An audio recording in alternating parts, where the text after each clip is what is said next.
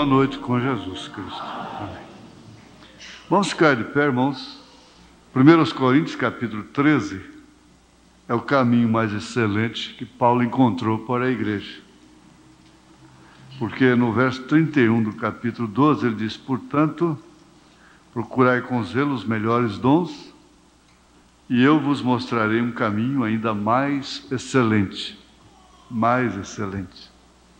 Quer dizer que aquele era excelente, mas ele ia mostrar um mais excelente. E ele começa, então, no capítulo 13, dizendo: ainda que eu falasse as línguas dos homens e dos anjos, e não tivesse caridade, seria como metal que soa ou como sine que tine. Deve existir alguma versão aí que já diz amor no lugar de caridade, porque é a mesma coisa. E ainda que tivesse o dom de profecia e conhecesse todos os mistérios e toda a ciência, e ainda que tivesse toda a fé, de maneira tal que transportasse os montes, e não tivesse caridade, nada seria. E ainda que distribuísse toda a minha fortuna para sustento dos pobres, e ainda que entregasse o meu corpo para ser queimado, e não tivesse caridade, nada disso me aproveitaria.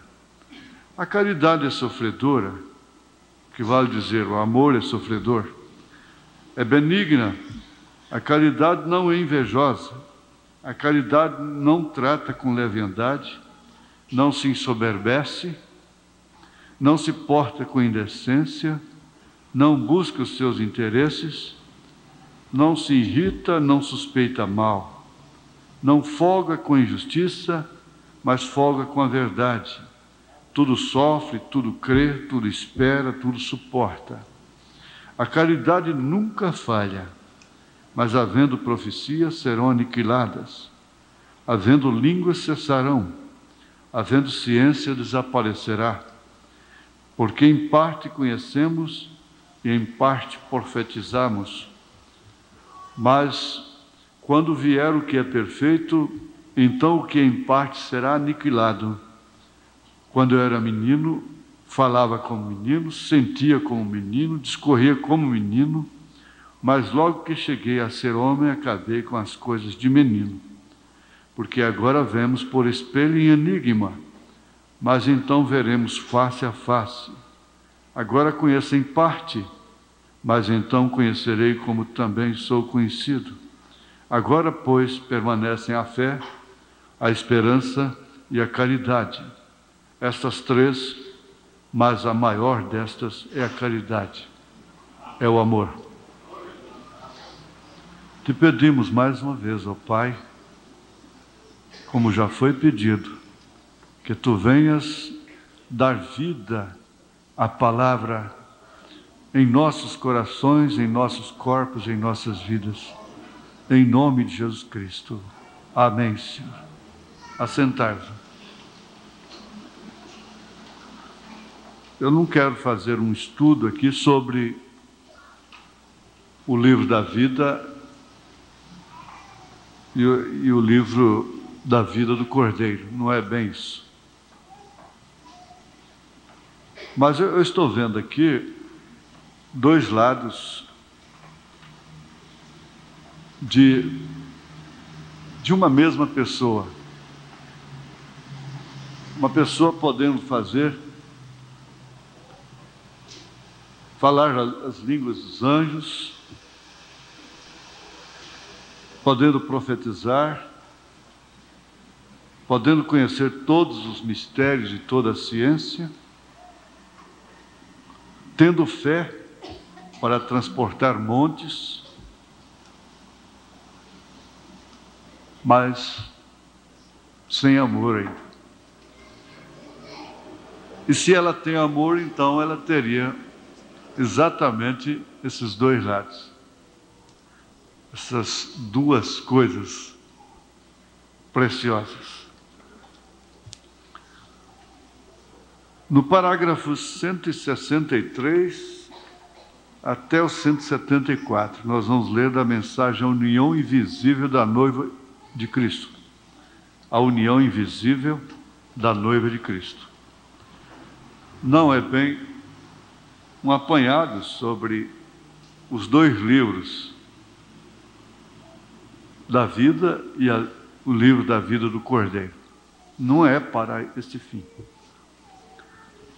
Muito embora isso venha alimentar também esse conhecimento. Nós temos que associar todos os estudos que nos dão conhecimentos que não vão influir no nosso rapto. Por exemplo, saber se Saul foi salvo ou não faz diferença no nosso rapto, na nossa diferença. Saber quem foi a mulher de Caim não faz diferença nenhuma. Então, esse tipo de coisa, ela é natural para nós, os humanos, queremos saber.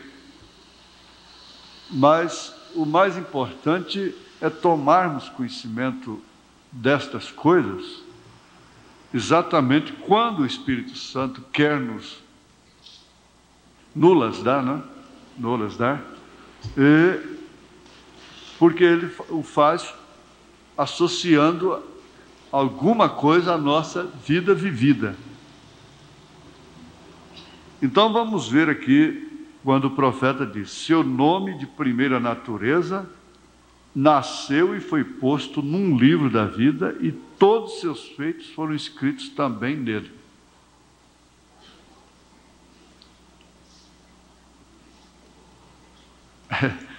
É meio difícil. É meio custoso. Seu nome de primeira natureza nasceu e foi posto num livro da vida, e todos seus feitos foram escritos também nele. Isso me faz lembrar aqui Apocalipse, capítulo 20, não? Capítulo 20, verso 12. E vi os mortos, grandes e pequenos, que estavam diante do trono, e abriram-se os livros, e abriu-se outro livro, que é o da vida. E os mortos foram julgados pelas coisas que estavam escritas nos livros, segundo as suas obras. Então, tudo que nós fazemos nessa primeira natureza está escrito. Está gravado. Isso terminaria com muitas pelejas, muitas questões, muitas demandas, porfias. Por quê? Quando nós vamos julgar um caso, várias vezes nós encontramos sempre alguém jogando a culpa no outro. E o outro, por sua vez, revida jogando a culpa naquele outro. É difícil encontrar um que diz: bem, eu quero analisar só a minha parte então. Eu fiz isso, eu fiz aquilo, eu errei aqui, eu errei ali. Agora, se por causa disso eu não posso ser perdoado, eu não posso ter vida, eu tenho que morrer, então estou aqui.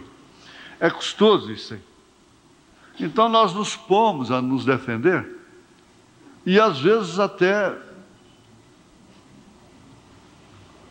pôr em dúvida, negar. Nós passamos a negar coisas que falamos e que fizemos em autodefesa. Mas não adianta, porque está tudo escrito. Está tudo gravado, está tudo filmado. Se o homem pode filmar cenas, quanto mais Deus. O profeta diz na mensagem, o fundo, clamo fundo, no filme, ele disse naquela oração: deixa eu ouvir a minha voz clamando contra o pecado naquele dia. Então, todos os seus feitos foram escritos também nele. Tudo que tens feito sob essa natureza foi posto num livro chamado o Livro da Vida.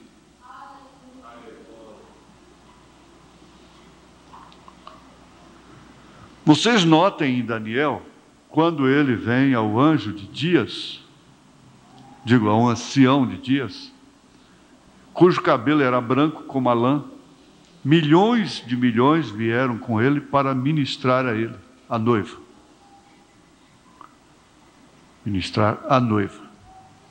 E então os livros foram abertos. E um outro livro foi aberto,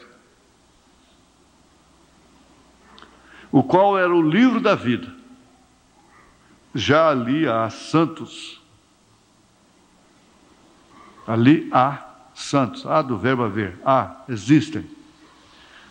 Já ali há santos no livro da vida. A igreja, a noiva. Outro livro foi aberto, o qual era o livro da vida.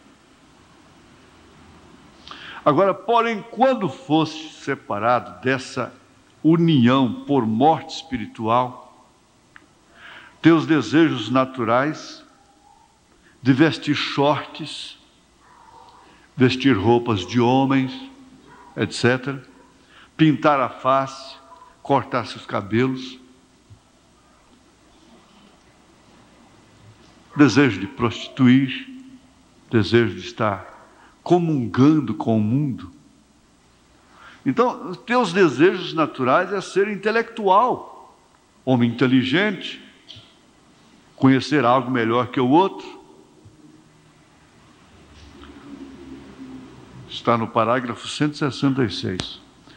Isso era o que Eva queria, ela queria exatamente isso. Então ela encontrou. Quem pede, recebe. Quem busca, acha. Essa é a própria coisa que ela queria. Bom, você diz, você é meio 2x4 pregador de pé ali e me diz, eu tenho obtido PhD, títulos, formaturas, defende tese, LI. Então são reverendos. Isso simplesmente te aparta mais de Deus. Cada vez que acrescenta um desses títulos, doutor, reverendo, fulano e tal, PhD, te aparta mais de Deus. Isso é certo, isso é verdade. Eu já contei a história do esquife aqui, mas aquele catedrático ficou impressionado. Foi com o que aconteceu lá, porque ele disse, o pregadorzinho analfabeto, então ele disse que o esquife era um apito que Jesus tinha. Que quando Jesus tocava aquele apitinho, então se um morto levantava, ele tinha um apitozinho no pescoço. Isso foi lá em Anápolis, né? O irmão Zé Berto gosta dessa experiência. Mas o esquife era o caixão lá, né? Aquilo que é o esquife, tocou no esquife, né? Mas ele entendeu que Jesus tocou o apito, o esquife. O homem está lá sacudindo a cabeça. Meu Deus, o que é isso? Mas depois o que aconteceu? Pessoas lá na frente chorando, pecadores sendo arrependidos, enfermos sendo curados.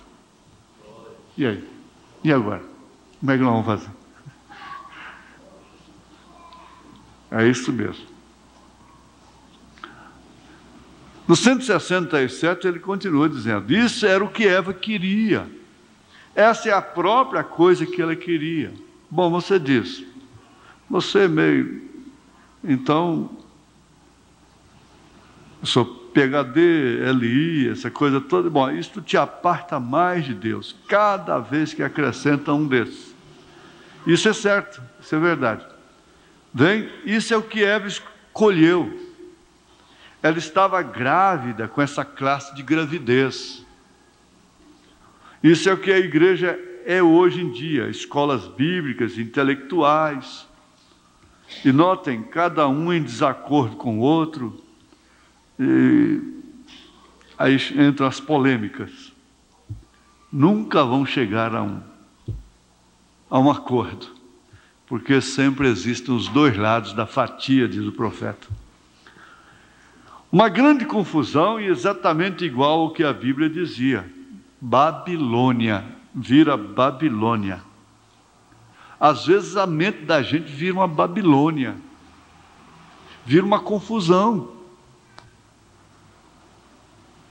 Não é bem o meio ambiente que nós criamos, com as polêmicas, mas a sua mente pode virar uma Babilônia, pode virar uma confusão, quando ela se torna especuladora. Você pode se confundir. Agora, isso não afeta a ninguém que queira saber uma coisa assim, uma pergunta. Não é isso. Entenda bem. Não tem nada que misturar as coisas. Bem, isso é o que Eva colheu. Ela estava grávida com essa classe de gravidez. E isso é o que a igreja é hoje em dia. Escolas bíblicas intelectuais e resultado, Babilônia. A noiva sabe onde ela está. Parece que o irmão Branham, certos assuntos, parece não, ele liquida certos assuntos, como a pergunta sobre o dízimo. Ele disse: um cristão é dizimista. Pronto, liquidou. Ele não tem que buscar Malaquias e Velho Testamento e Novo Testamento e aquilo outro. Ele diz: um cristão é dizimista. Pronto, encerrou o assunto. Liquida o assunto. Por quê? Essa palavra é o que é perfeito.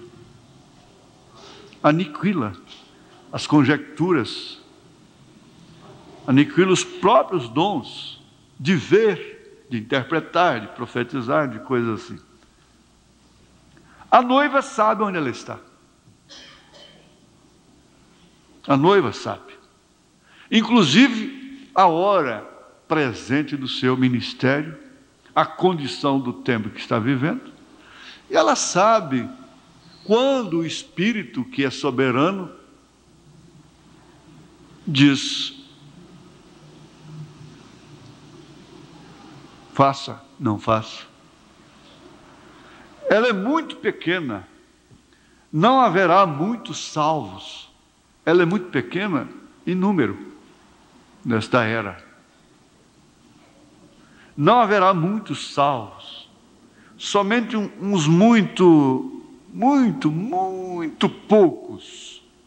Você diz: bom, disseram milhares. A Bíblia diz que são milhares. Sim.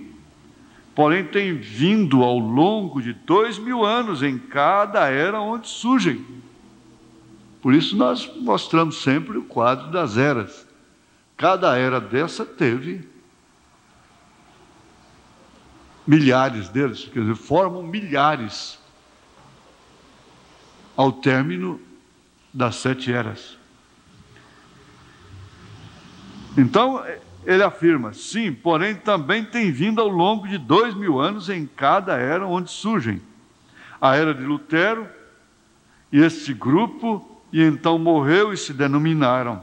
Então Wesley, então vem os pentecostais, e assim sucessivamente todas as ramas exteriores de batistas, presbiterianos, metodistas, nazarenos, peregrinos da santidade, e assim sucessivamente. Vem.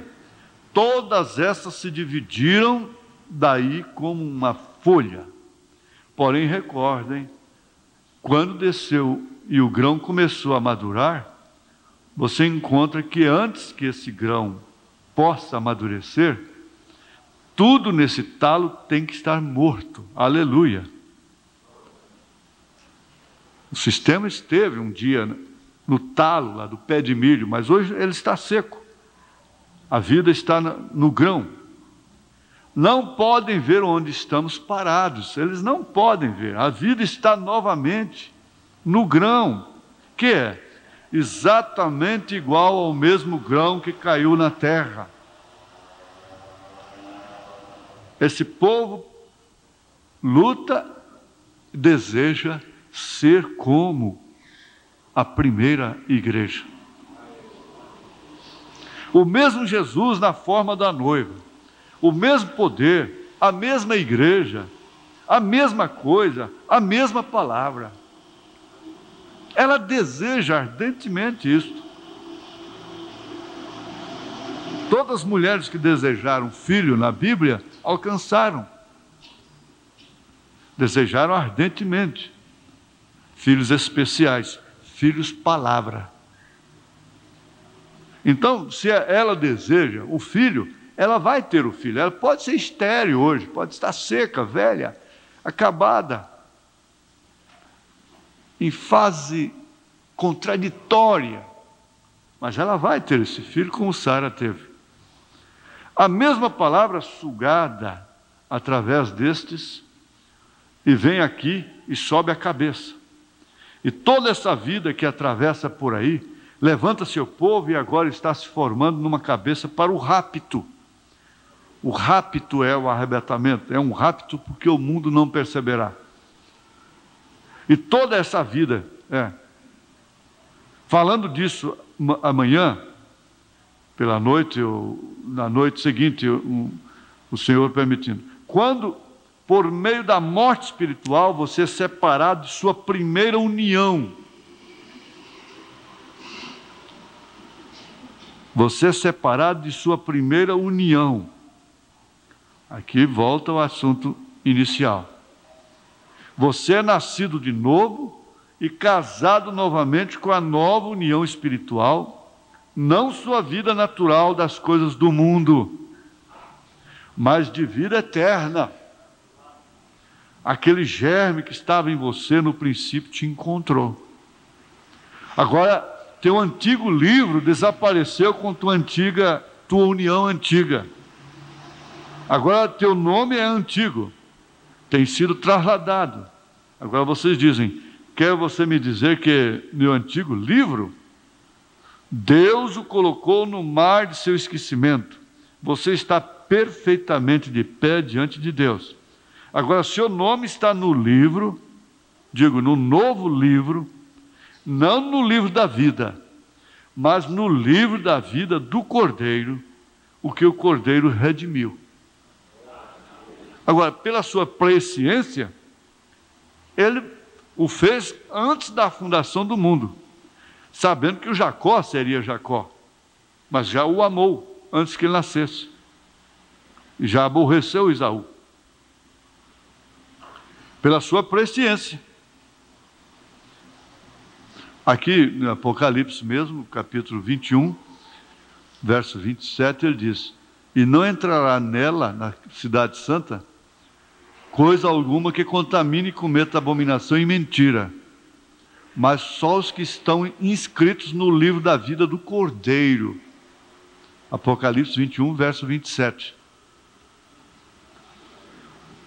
Então, o 174 ele diz: não o antigo livro de sua união natural, porém você é uma nova noiva. Aleluia! Sua nova vida está no livro da vida do Cordeiro. Seu certificado de matrimônio, aleluia, onde toma posse seu verdadeiro germe eterno do princípio. Daí então, onde parte aquela autoestima da moça, do rapaz, da mulher, do homem, ela passa a se autoestimar, porque ela sabe que ela tem um compromisso de fiança com Jesus Cristo. Isso é muito profundo.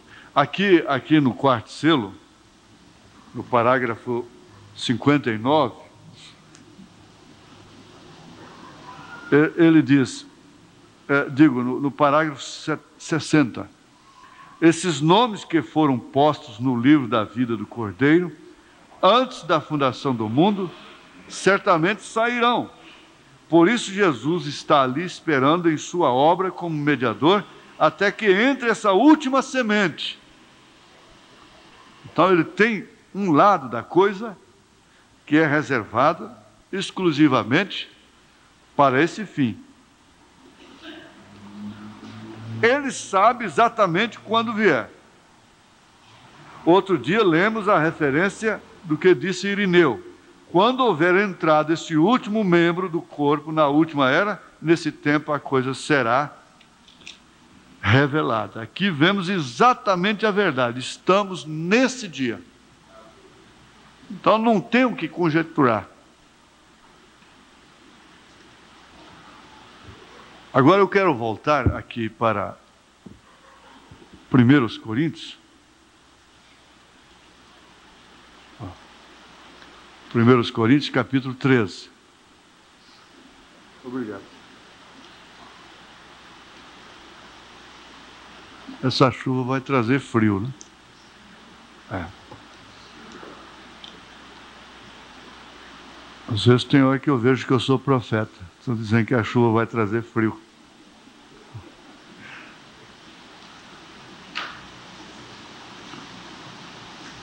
A primeira vida de Abraão. O que tem a ver isso aqui com 1 Coríntios capítulo 13? Eu vi um quadro muito importante sobre isso. A primeira vida de Abraão, a segunda vida de Abraão, se podemos classificar dessa forma, em um confronto com 1 Coríntios capítulo 13, o caminho mais excelente. Paulo está dizendo, essa palavra já estudamos, é o cari, que vem do grego, quer dizer amor. Então diz caridade, caridade não é dar quilinho de arroz, fazer caridade. Não é isso, não, isso é esmola. Ninguém se salva por dar esmola, ainda que desse todos os seus bens para os pobres, ainda que desse seu corpo para ser queimado pelas pessoas. Isso é um lado muito excelente, muito importante. Falar línguas, interpretá-las, é claro, profetizar, conhecer mistérios e ciência, ter fé que transporta a montanha. O que Abraão teve, perfeitamente. Só que com tudo isso aqui, ele ia secando a cada dia que passava. Ora, ele é o pai da fé. Isso é tão bonito, eu vi isso assim, eu falei, é tão simples, eu falando isso para a igreja, eu posso deixar a igreja ir embora depois. Sair satisfeita, feliz com isso. Porque nós já estudamos aqui sobre essa primeira natureza. Aqui entraria os Romanos capítulo 7, que quando Paulo disse, ali a partir do verso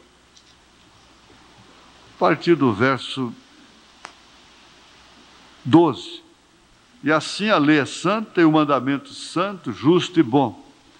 Logo tornou-se-me o bom em morte.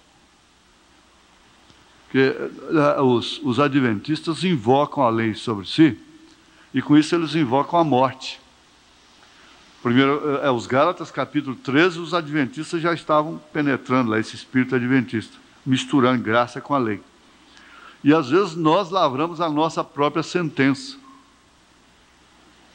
Não há nada que o homem combata que não está em si. Não há nada que Paulo pregou que não estivesse nele. Não há nada que eu pregue que não está em mim, como homem. Não há nada que você refute, que você condene, que não esteja em você. Simplesmente, como diz o médico, é um vulcão que está adormecido. Alguma coisa o detém ali. E é com razão que o irmão Brana disse, se Deus tirar a mão de misericórdia de mim, eu entro pelo mesmo caminho. Por quê? Porque aquilo está em mim. Todos os males os quais nós aborrecemos estão em nós, na matéria, na carne. Agora, uns sujeitam uma coisa ou umas coisas, porém não sujeitam outros. Naquilo que eles sujeitam, então eles passam a condenar os outros.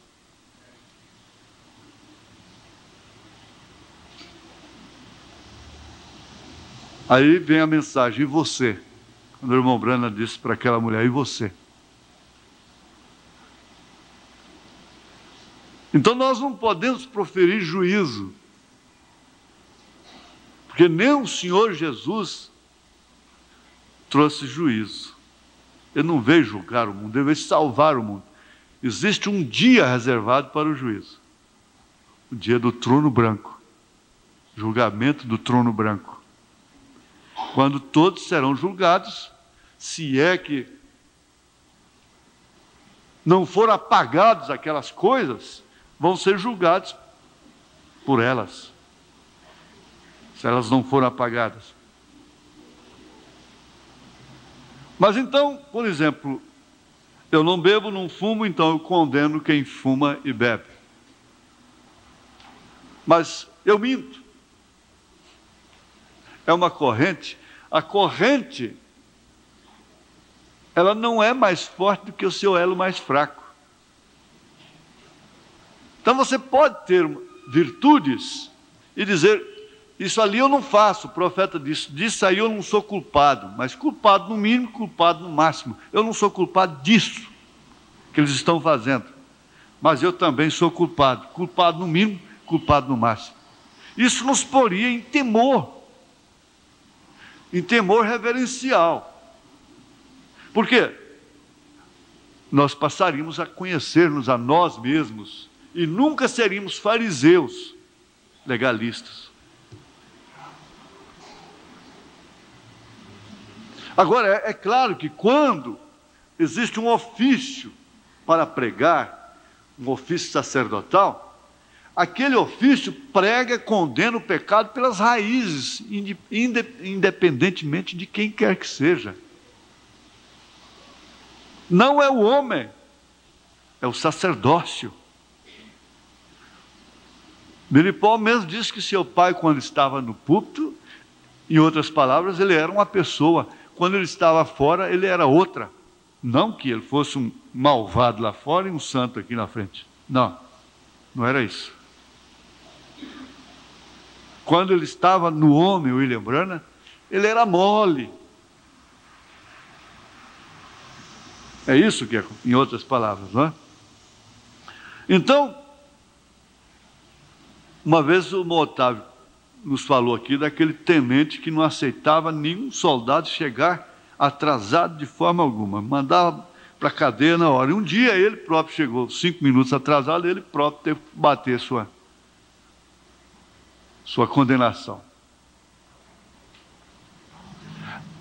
Nós temos que estar em temor. O profeta vivia em temor. Quando a mulher de um evangelista dele telefonou para ele, dizendo uma certa coisa que seu marido estava fazendo, ele disse assim, ore por ele, irmã. Desligou o telefone. Você não vê o profeta alarmado com o que as pessoas fazem. E ele podia ver tudo que você faz escondido. Ele disse, eu posso ver até os pensamentos, as intenções dos corações. E se eu fosse falar tudo que eu vejo, haveria morte. E quanto acidente, quanto desastre não haveria. Então, conscientizando que nós temos essa natureza que Paulo manifesta aqui, que o profeta está mostrando aqui, e o próprio Abraão, com toda a fé que ele tinha, sendo o pai da fé, tinha a ponto de se apostatar e mentir. Desde que o homem se apostata e minta, como é que ele pode condenar depois o adúltero? Ele não estava a fim de condenar. Agora, quem obtém graça é completamente diferente. Foi ele quem mentiu, foi ele quem apostatou, e ele quem mentiu, quem ia morrer era Abimeleque no lugar dele. O mesmo aconteceu com Davi, e até hoje acontece. E assim a lei é santa, e o mandamento santo, justo e bom. Logo tornou-se o bom em morte? De modo nenhum. Mas o pecado, para que se mostrasse pecado, operou em mim a morte pelo bem, a fim de que, pelo mandamento, o pecado se fizesse excessivamente maligno. Porque bem sabemos que a lei é espiritual, mas eu sou carnal. Paulo nunca perdeu essa consciência. Nunca. Bem como o irmão Branham. Quando ele estava naquela unção tremenda do Espírito, ele disse: eu não sou culpado disso, mas também sou culpado. Culpado no mínimo, culpado no máximo. Com aquilo ali, ele aniquilou a questão do pecado. Pecado não tem tamanho.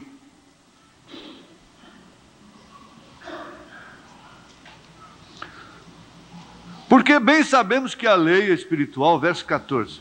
Mas eu sou carnal, vendido sob o pecado, porque o que faço não aprovo, pois o que eu quero, isso não faço, mas o que eu aborreço, isso eu faço. E se faço o que não quero, consinto com a lei que é boa. Eu estou fazendo uma coisa que eu não quero, então eu estou consentindo com a lei que é boa. E vejo a morte da minha carne. Nunca alimentou esperança de salvar a sua própria carne, seu sangue, quando ele escreveu: e a carne e o sangue não herdam o reino dos céus. Se faço o que não quero, consinto com a lei que é boa. Ah, bom, eu não quero fumar, mas fumo. Não, você não vai chegar a isso. Aí seria uma brincadeira, né? É claro. Se nós queremos pegar as coisas por aí, é problema individual, pessoal. Nós não temos que estar cercando daqui, cerca dali. Não. De maneira que agora já não sou eu que faço isto, mas o pecado que habita em mim. Porque eu sei que em mim, isto é, na minha carne, não habita bem algum. Então ele não aceitou ninguém idolatrá-lo.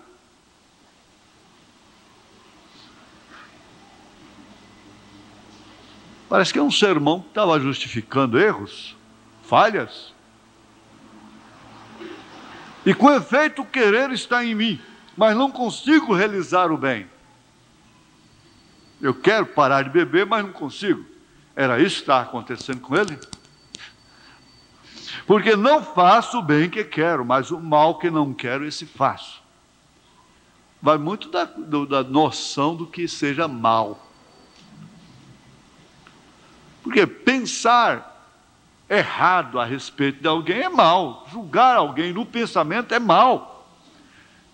Por isso o profeta diz que nós erramos 10.000 vezes por dia.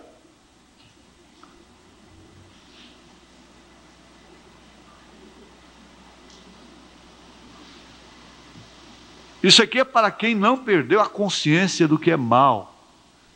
Não perdeu a consciência do que é sua carne.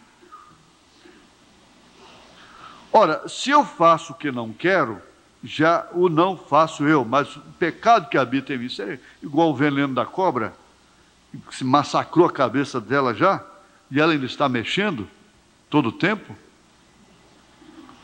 Acho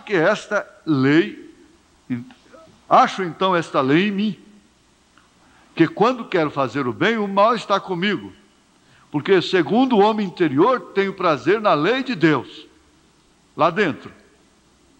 Mas vejo nos meus membros outra lei que batalha contra a lei do meu entendimento e me prende debaixo da lei do pecado que está nos meus membros. Ele não perdeu a consciência de que o pecado estava em seus membros. Miserável homem que eu sou, quem me livrará do corpo dessa morte? Dou graças a Deus por Jesus Cristo nosso Senhor.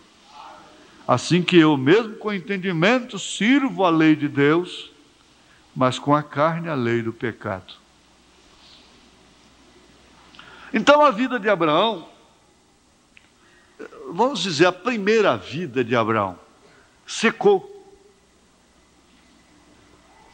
Secou. Cada dia que passava, sendo ele o pai da fé, envelhecia mais. Sara, por sua vez, estava nele, casada com ele. Não era uma mulher que estava simplesmente junto. com ele, mas estava nele. Porque Jesus estar na igreja é uma coisa, estar nela é outra. Jesus está, Deus está no mundo, nas flores, nos rios, embora poluídos. Ele está no oxigênio, ele está nas igrejas.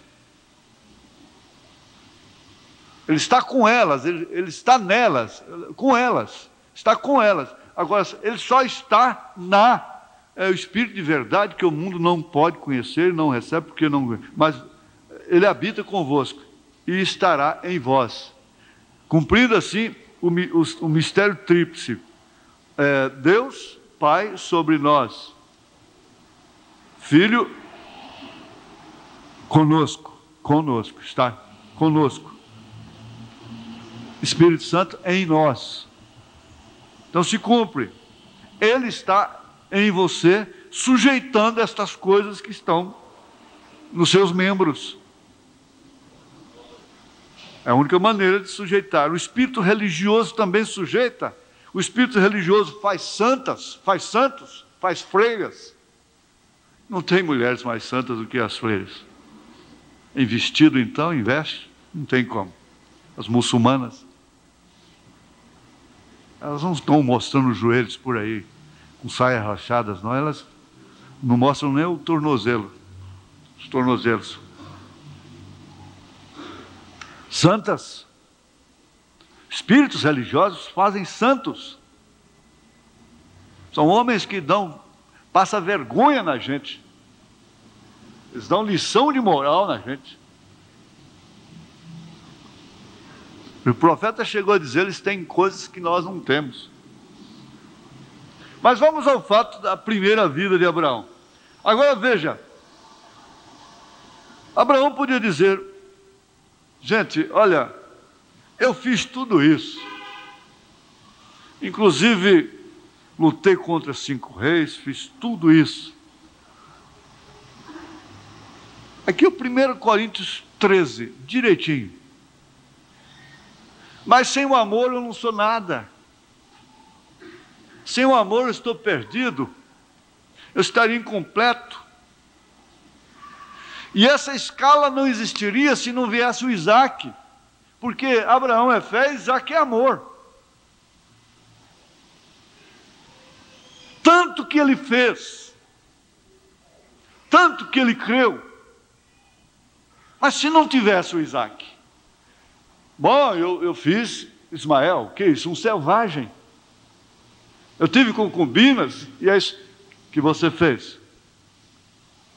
Você teve filhos, mas não teve o filho.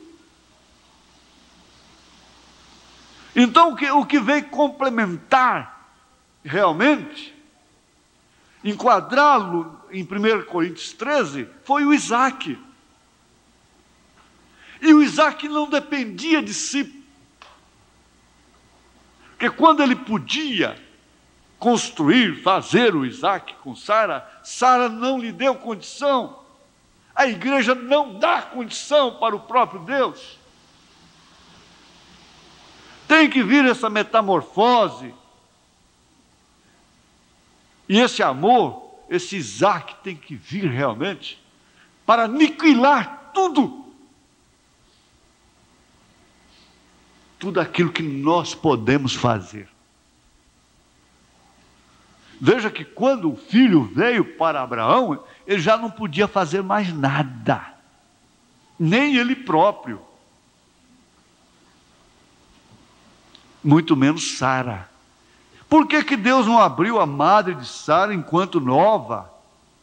Enquanto Abraão era novo e podia gerar o filho, o Isaac? Mas aquilo tinha que ser aniquilado. Tudo que ele podia ser, tudo que ele podia fazer, tinha que ser aniquilado. E se você quiser, vai ser assim. Se você não quiser, vai ser assim. Eu não quero. Eu não gostaria que fosse dessa forma. Mas é dessa forma.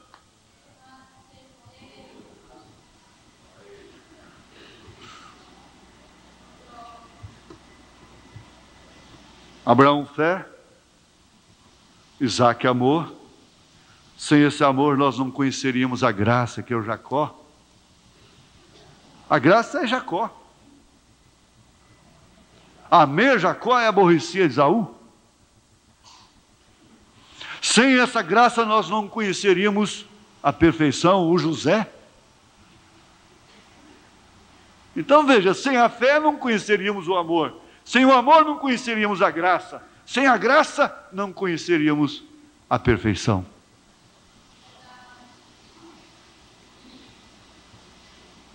O que vale dizer mais uma vez, sem Abraão não teríamos Isaac. Sem Isaac não teríamos Jacó. Sem Jacó não teríamos José.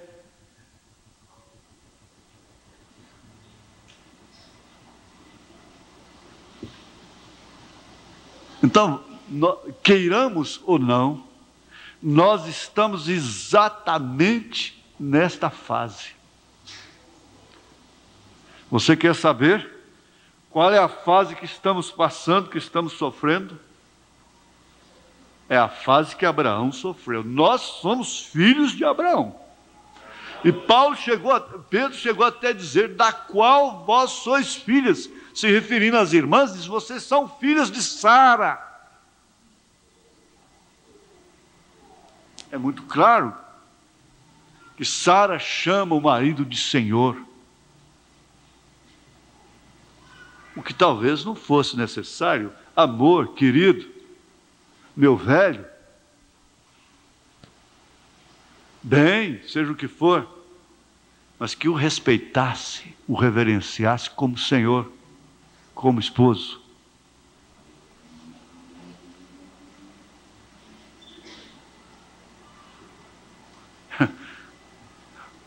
Mas ele está falando da igreja, tendo Jesus como Senhor. Pedro pegou lá dizendo, da qual vós sois filhas. Vocês não devem estar preocupadas com aparatos, com vestidos, com joias, que ele está dizendo ali. Mas o homem encoberto no coração, quer dizer, Cristo em vós, esperança da glória. Então, quando eu vi isso, eu fiquei estimulado. Eu fiquei estimulado por quê? Porque é uma verdade que ninguém pode dizer, bom, isso aí é um jogo até bom, um jogo de Bíblia. Não, não é um jogo de Bíblia. Quando o profeta nos trouxe esses tipos, nós entendemos melhor o que significam os tipos para nós. Tipo não falha quando dado pelo profeta, quando reconhecido pelo profeta. Então, sem Abraão, não teríamos Isaac. Sem Isaac, não teríamos Jacó. Sem Jacó, não teríamos José. Sem fé, não teríamos amor. Sem amor, não teríamos a graça. Sem a graça, não teríamos perfeição. Então ele podia fazer tudo, como Paulo disse aqui, falar a língua dos anjos, conhecer mistérios, dar os bens para os pobres, fazer tudo, excelente. Mas o mais excelente seria só vindo o Isaac, o amor. Esse aí é a pedra de coroa. Agora, não dependia de Abraão. Abraão ficou perplexo, assustado até. Sara não pôde admitir, chegou a sorrir, zombar de si mesma. Quem sou eu? Quem sou eu? Mas não é o que nós estamos dizendo. Quem sou eu? De que forma que eu vou no rapto? De que forma que eu vou alcançar esse Isaac? Da mesma forma que Abraão alcançou, da mesma maneira que Sara alcançou. Perguntas e respostas, eu não guardei o número, é número 1, né? Parágrafo 51 por aí. Deus vai transformar a igreja como transformou Abraão, como transformou a Sara. Então a forma é a mesma. Ele diz, se Deus agiu um dia dessa forma, então Ele vai agir novamente da mesma forma. Ele vai transformar essa igreja e então ela, num pensamento, transportar dimensões.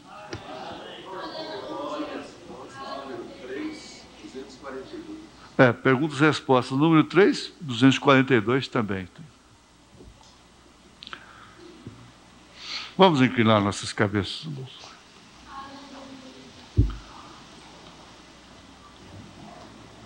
Pai bendito, Deus amado, a Tua graça é a razão de estarmos aqui, aprendendo e ouvindo estas coisas. Nós queremos permanecer com todos os propósitos em nossos corações, mas aqueles que o Senhor tem posto em nossos corações, aqueles que o Senhor tem nos dado pelo Teu Santo Espírito. Muitas vezes nós não temos confiança de recebermos determinadas dádivas, determinadas recompensas aqui na terra. Conforme Jesus disse, receberia 100 vezes mais aqui na terra. E quando essa recompensa vem, a gente às vezes fica duvidando. Sara estava duvidando de si mesma, não do Senhor. Eu descreio, é de mim, é da minha carne. A irmã também, o irmão também. Mas nós cremos na Tua palavra, cremos no Senhor, cremos que a oração que já foi feita pelos doentes já foi respondida. Cremos que a palavra tem cortado como espada de 2 gumes e tem alimentado as almas. Ajuda-nos a permanecermos em temor de Deus, que é o princípio da sabedoria. Guia-nos na vereda da justiça por amor do Teu nome, porque assim, ainda que andássemos pelo vale da sombra da morte, não temeríamos mal algum, porque Tu estás conosco. Em nome de Jesus Cristo. Amém, Senhor. Amém. Aleluia.